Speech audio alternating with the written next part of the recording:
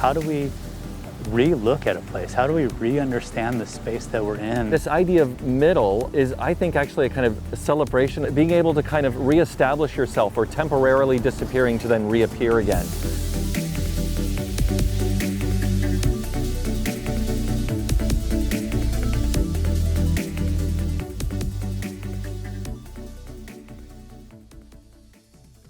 Columbus is a small American city in the southeast part of Indiana. The mission of our organization is to care for, celebrate, and advance the cultural heritage of this place. None of these buildings in this town are landmarked. None of them are legally protected.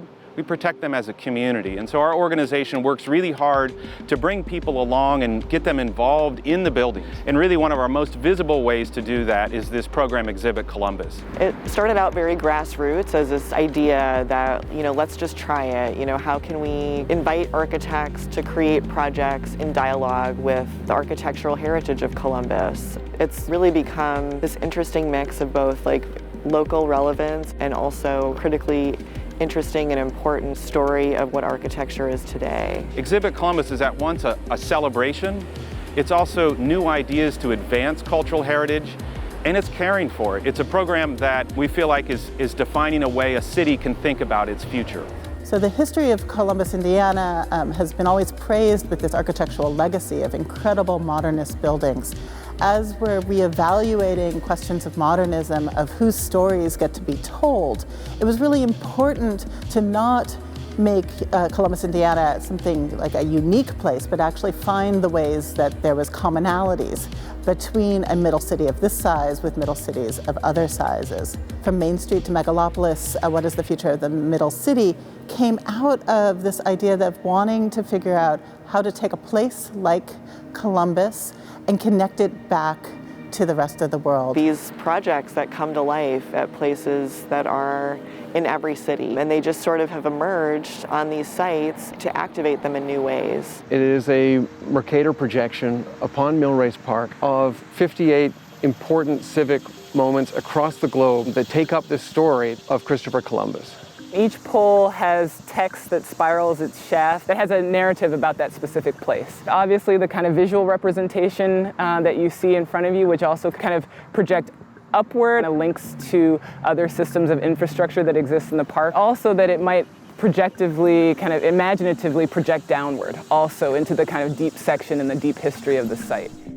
The stories that we tell are bound up with the things that we design. Being able to unravel or retell those stories can unlock new ways of thinking about place and about the role of architecture and design.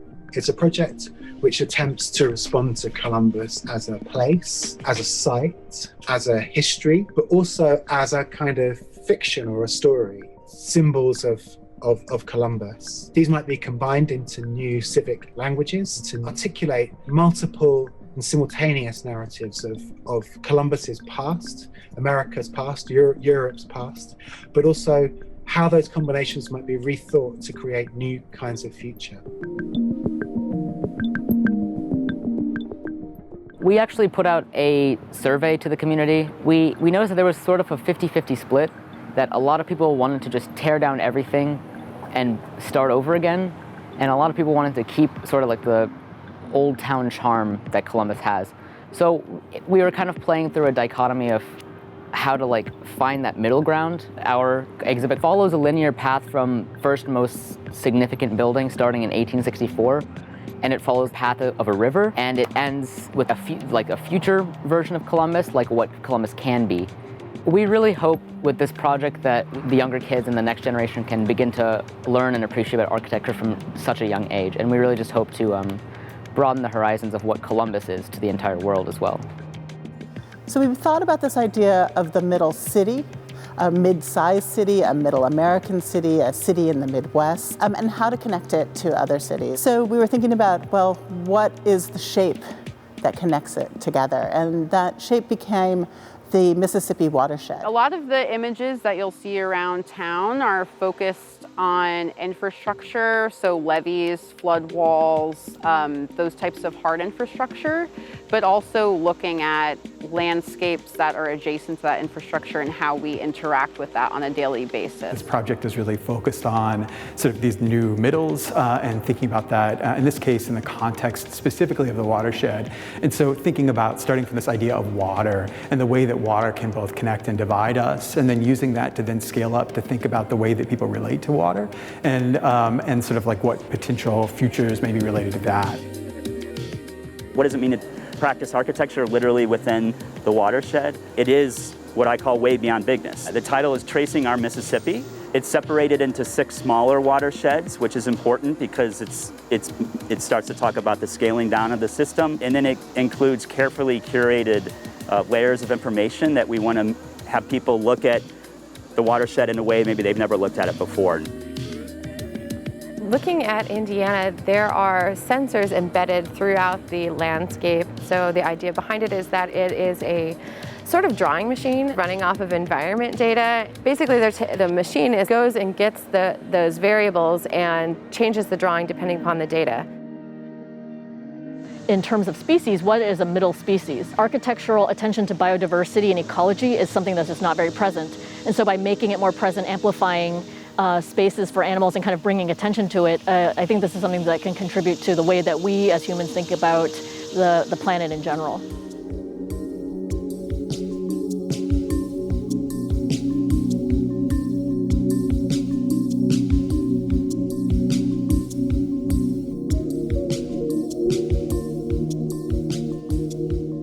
We were thinking about a long timeline for this project, drawing on sort of previous indigenous histories that have been often erased as we've developed into sort of these middle cities.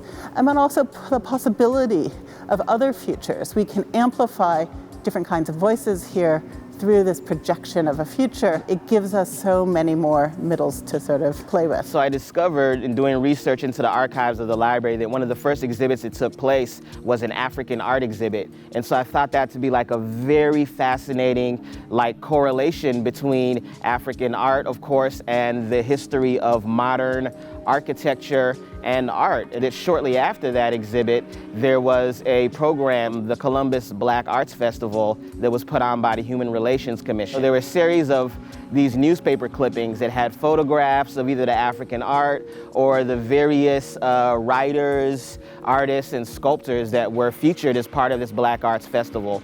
And so I wanted to create, I guess, a series of stations dedicated to them and their work, and also artists from the Black Arts movement that are connected as well to the kind of work they were doing. We're standing outside the Commons. What's interesting about the site is that we're not just looking at the building that's currently here, we're also looking at an older building that was demolished in 2008. It's really about looking at this dialogue between these two buildings and the timeline of the site. And so we wanted to create essentially another layer, to use the project as a way to kind of reflect on the evolution of these glass box kind of buildings over the last 50 years, but also to think about the kind of social and performative function of building envelopes. And so we really wanted to find a way to kind of capture some of the life of this building and to kind of broadcast it on the facade. We were intrigued in the name of Columbus, Indiana. Columbus, that is kind of symbol of a colonial culture, and Indiana, that is named after indigenous people.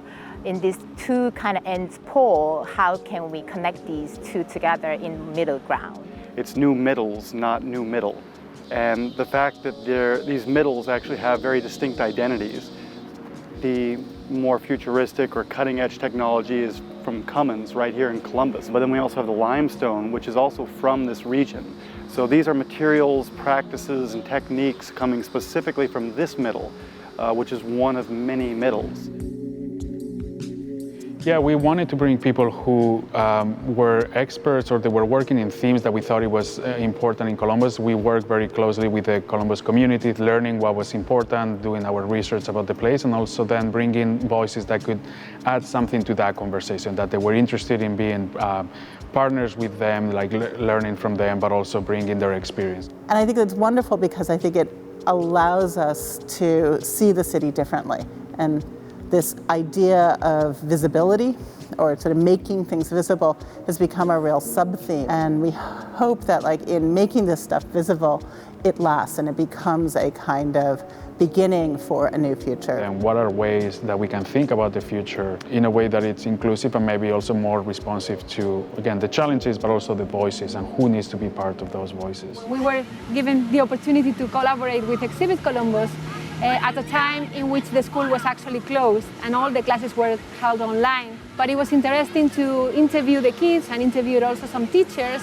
and they were really missing the social aspect of the school. So the words that you see here are a mix between the words that we collected from the surveys, but also some words extracted from the Rio Declaration from the United Nations in 1992. And that talks about the future and how we can take care and nurture the earth for a better future. So the way that we explored the idea of new middles is through the idea of the middle of the night. When we were first learning about Columbus, we learned that 39% of the people here work in manufacturing in comparison to 9% of people nationwide.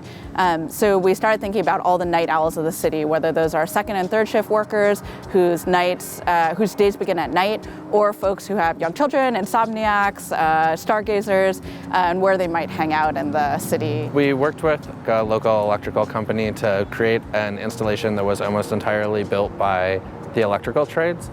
And we really wanted to kind of celebrate the work that allows us all to experience these different types of night by kind of pulling the electrician's work out of the walls and creating the entire pavilion out of it. I think we're interested in the way that night kind of forms a community of folks. They face kind of shared challenges, as well as we think there are kind of opportunities for aesthetic and public engagement that maybe are currently overlooked right now by daytime denizens.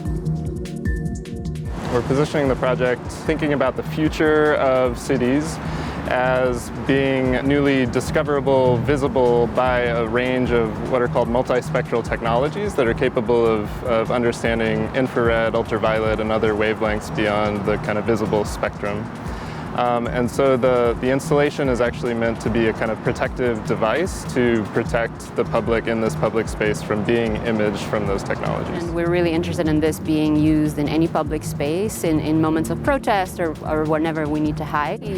Concerned with is this idea of spatial justice, being able to be part of a public without having to give up anything or your rights. For this project, what we wanted to do is kind of reestablish public spaces, is to use the installation as a way to celebrate both appearance and disappearance. So we're using material properties that allow for illusions of disappearance. The materials used are a lenticular sheet, so as light or color hits it, it stretches out that visual and allows for one to disappear behind it. It's something to be experienced and interacted with, and it's really about play. We started to build a lot of these pieces really based on this idea of the viewfinder. You're looking through these different shapes and forms and then re-seeing something that you may be familiar with or may not be, and you're able to look at them in new and different ways. What you'll end up seeing in the mark is the word new middles, as it's cast, is made up of like a star shape. That star shape basically comes from the circular forms that are used in the Columbus logo mark. The intention is that one can engage and interact with it, allow it to start to also create its own new middles, its own new shapes, and ask these kinds of questions of like visibility, invisibility, looking deeper, zooming out, etc. I think it's important that you have these big installations that you know that you're going there. They are marked in the map, but it's also great to be walking by the street and across an alley. So it's like doing your ordinary paths that you might do, and then all of a sudden pay attention in a different way because there's art there. It allows people to kind of break open their idea of what the city is, right? It's more than something that is frozen in time, but that it's a living, breathing, evolving place. I think we tried to strike a balance between critical rigor, community, and spectacle. And so with the community being in the middle, we all built this together. There's so many moments of acts of kindness or connection that go into making each project. There's a lot of community members that want to get involved, whether they're volunteering or creating an event working with us to do a series of programs that will activate these things over time. All these things that really speak to not just what's there, but sort of how Columbus makes it a part of its cultural fabric so quickly.